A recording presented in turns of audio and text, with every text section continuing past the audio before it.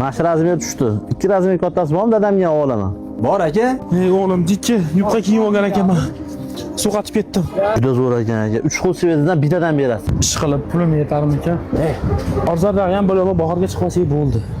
Aka 3 xil svetini tayyorlab qo'ydim. Kelinglar akalar. Amakimga narxi yengilroqdan ko'rsating. Bo'ldi. Nech pulimiz bor? Hozir obed qildik, bir 200 mingcha pulimiz bor aka. 200 ming pul bilan do'konimizga kirdilar-mi? 200 ming pulingizga amakizga yozda yakta olib berasiz. Hozir shunday yurib turarsinlar. 6 oydan keyin yoz keladi. Ketaylik. Akalar bir kun to'xtanglar. Senga muomala to'g'rila deganman. Aka to'xtang. Akalar ming bor uzr, sotuvchimiz sal muomalasi yo'qroq. Qaysi biri yoqdi o'zi sizlarga? Hammasi yaxshi, juda ham chiroyli ekan. Biz obed qilyapmiz, pulimiz ozroq oldik, uzr-a. Shoshmanglar. Kiyib ko'ringlar bitta. Aka shuni ham kiyib ko'ring. Qani, bismillah. Qani, bismillah. Tijorat qilyapmiz, pulimiz yetmaydi.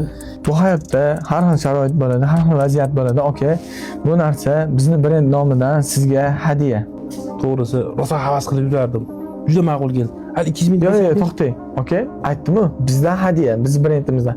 Aka, yaxshi kunlar keyin duo qilib kiyasiz. Endi nimaga bunaqa qildingiz? Meni xijolat qilib tushunmadim.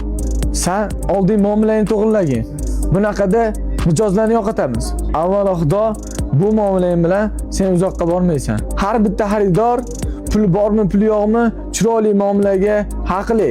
Bo'ldi. Men sizlarni tushundim. Meni xarakterim bo'lishim shu.